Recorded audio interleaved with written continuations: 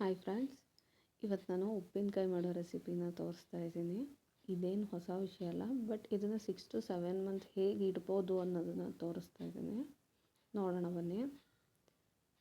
ನೋಡಿ, ಇವಾಗ ನಾನು ಐಟಮ್ಸ್ನ ತೊಗೋತಿದ್ದೀನಿ. ಮೊದಲಿಗೆ ಮೆಂತ್ಯ, ಸಾಸಿವೆ, ಉಪ್ಪು, ಅರಿಶಿನ, ಖಾರದ ಪುಡಿ, ಬೆಳ್ಳುಳ್ಳಿ ಮತ್ತು ಮೆಂತ್ಯ ಸಾಸಿವೆನ ಹುರಿದು ಪುಡಿ ಮಾಡಿ ಇಟ್ಕೊಂಡಿರೋದು. ಇದು ಹುರಿಯೋದಂದರೆ ತುಂಬ ಅಲ್ಲ, ಸ್ವಲ್ಪ ಬಿಸಿ ಮಾಡಿ ಪುಡಿ ಮಾಡಿ ಇಟ್ಕೊಂಡಿರೋದು.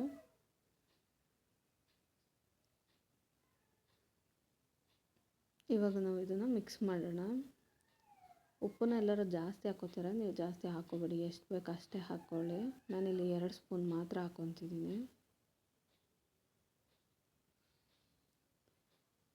ಈಗ ಖಾರದ ಪುಡಿ ಹಾಕ್ಕೊತಿದ್ದೀನಿ. ನಮ್ಮನೆ ಖಾರದ ಪುಡಿ ಸ್ವಲ್ಪ ಜಾಸ್ತಿ ಖಾರ ಇರೋದ್ರಿಂದ ನಾನು 2 ಸ್ಪೂನ್ ಹಾಕ್ಕೊತಾ ಇದ್ದೀನಿ, ಜಾಸ್ತಿ ಹಾಕ್ಕೊತಾ ಇಲ್ಲ. ಖಾರ ಕಡಿಮೆ ಇತ್ತಂದರೆ ನೀವು ಖಾರ ಹಾಕ್ಕೊಳ್ಳಿ. ಅರಿಶಿನ, ಇದು ಮನೆ ಅರಿಶಿನ, ನಾನು ನಿಮ್ಮ ಹತ್ರ ಮಾತಾಡ್ತಾ ಜಾಸ್ತಿ ಹಾಕ್ಬಿಡ್ತಿದ್ದೆ ಇವಾಗ.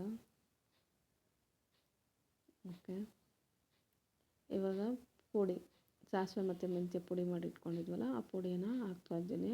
ಇದು 1.5 ಸ್ಪೂನ್ ಅಷ್ಟಿದೆ.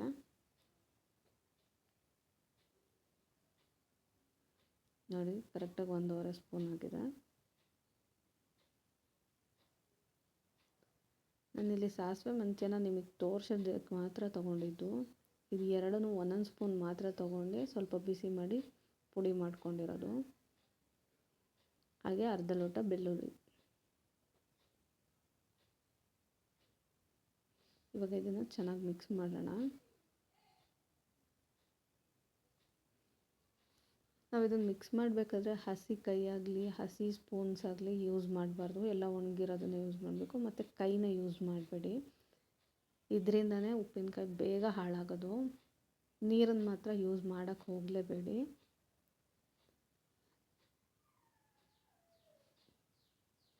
ನಾವು ಹಸಿ ಸ್ಪೂನ್ ಆಗಲಿ ಇಲ್ಲ ಹಸಿ ಕೈಯಿಂದ ಯೂಸ್ ಮಾಡಿದ್ರೆ ಅದು ಬೇಗ ಹಾಳಾಗಿಬಿಡುತ್ತೆ, ಜಾಸ್ತಿ ದಿನ ಇಡೋಕ್ಕೂ ಆಗೋದಿಲ್ಲ. ಸೊ ಅದಕ್ಕೆ ಒಣಗಿರೋ ಸ್ಪೂನನ್ನೇ ಯೂಸ್ ಮಾಡಿ. ಈಗ ನಾವು ಬೆಳ್ಳುಳ್ಳಿನ ಜಜ್ಕೊಂಡು ಬರೋಣ. ನೋಡಿ, ನಾನು ಇವಾಗ ಬೆಳ್ಳುಳ್ಳಿನ ಜಜ್ಕೊಂಡು ಬಂದಿದ್ದೀನಿ. ಇವಾಗ 1 ಲೋಟ ಎಣ್ಣೆ ತೊಗೊಂಡಿದ್ದೀನಿ. ಎಣ್ಣೆ ಯಾಕಪ್ಪ ಜಾಸ್ತಿ ತೊಗೊಂಡಿದ್ದೀನಿ ಅಂದರೆ, ಉಪ್ಪಿನಕಾಯಿಗೆ ಎಣ್ಣೆ ನಾವು ಜಾಸ್ತಿ ಹಾಕಿದಷ್ಟು ಎಣ್ಣೆ ಅದು ಕೆಡೋದಕ್ಕೆ ಬಿಡೋದಿಲ್ಲ ಉಪ್ಪಿನಕಾಯಿನ, ಹಾಗಾಗಿ ಜಾಸ್ತಿ ತೊಗೊಂಡಿದ್ದೀನಿ. ಈಗ ನಾನು ಪಾತ್ರೆಗೆ ಎಣ್ಣೆ ಹಾಕ್ಕೊತಾ ಇದ್ದೀನಿ.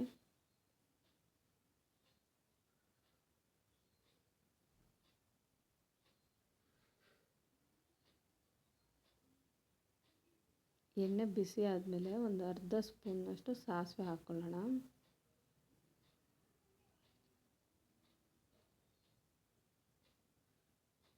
ನೋಡಿ, ಇವಾಗ ಒಂದು ಅರ್ಧ ಸ್ಪೂನ್ ಸಾಸಿವೆ ಹಾಕ್ಕೊತಾ ಇದ್ದೀನಿ.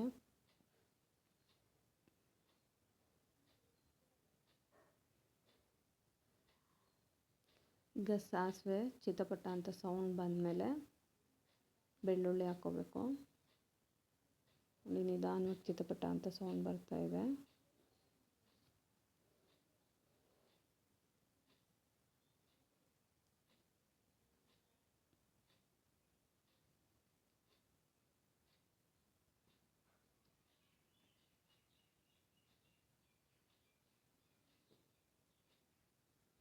ಈಗ ನಾವು ಬೆಳ್ಳುಳ್ಳಿನ ಹಾಕ್ಕೊಳ್ಳೋಣ.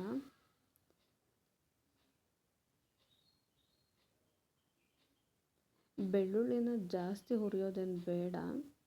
ಇದು ಹಸಿ ಸ್ಮೆಲ್ ಹೋಗಿ ಸ್ವಲ್ಪ ಕಲರ್ ಚೇಂಜ್ ಆದರೆ ಸಾಕು, ಅಷ್ಟೊತ್ತಿಗೂ ಬಾಡಿಸ್ಕೊಂಡ್ರೆ ಸಾಕು. ಇದನ್ನು ಜಾಸ್ತಿ ಹುರಿಯೋದೇನಿಲ್ಲ.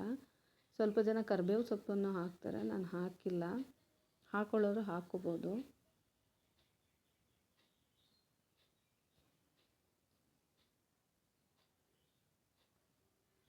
ನೋಡಿ, ಇವಾಗ ಸ್ವಲ್ಪ ನಿಧಾನವಾಗಿ ಕಲರ್ ಚೇಂಜ್ ಆಗ್ತಾ ಇದೆ, ಬಟ್ ಹಸಿ ಸ್ಮೆಲ್ಲಿನ ಹೋಗಿಲ್ಲ.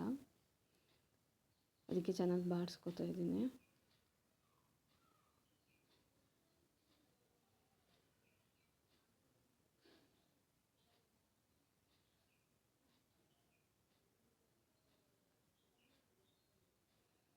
ಇದು ಬಾಡಿಸ್ಕೊಂಡಾದ್ಮೇಲೆ ಇದನ್ನು ಬಿಸಿ ಇದ್ದಂಗೆ ಮಿಕ್ಸ್ ಮಾಡ್ಕೋಬೇಕು.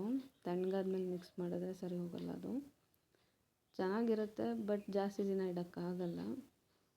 ಅದಕ್ಕೆ ಬಿಸಿ ಇದ್ದಂಗೆ ಮಿಕ್ಸ್ ಮಾಡ್ಕೋಬೇಕು.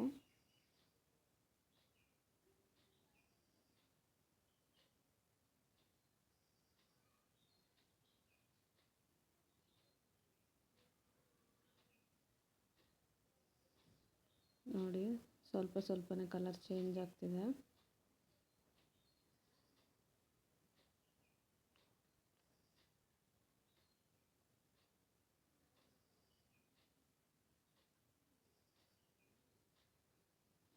ಓಕೆ, ಇದು ಇವಾಗ ಬೆಳ್ಳುಳ್ಳಿ ರೆಡಿ ಆಗಿದೆ. ಬೆಳ್ಳುಳ್ಳಿ ಒಗ್ಗರಣೆ.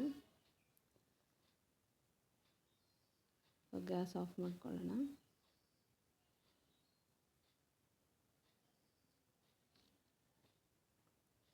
ಇವಾಗ ಉಪ್ಪಿನಕಾಯಿಗೆ ಮಿಕ್ಸ್ ಮಾಡೋಣ ಬೆಳ್ಳುಳ್ಳಿನ.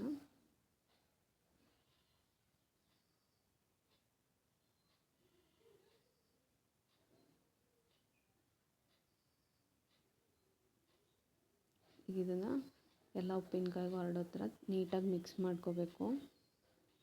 ಇದನ್ನು ಹೀಗೆ ಬಾಟಲಿಗೆ ತುಂಬಬೇಡಿ. ಇದನ್ನು ಒಂದಿನ ಪೂರ್ತಿ ನೆನೆಯೋದಕ್ಕೆ ಬಿಟ್ಟು ಬಾಟಲಿಗೆ ಹಾಕಿ. ಆವಾಗ ಚೆನ್ನಾಗಿರುತ್ತೆ ಉಪ್ಪಿನಕಾಯಿ. ಹೀಗೆ ತುಂಬಿಟ್ರೆ ಮತ್ತೆ ಹಾಳಾಗಿಬಿಡುತ್ತೆ.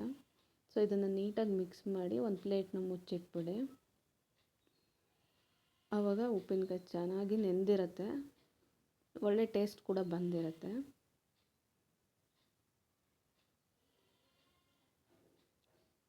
ನೋಡಿ ಉಪ್ಪಿನಕಾಯಿ ರೆಡಿ ಆಯಿತು.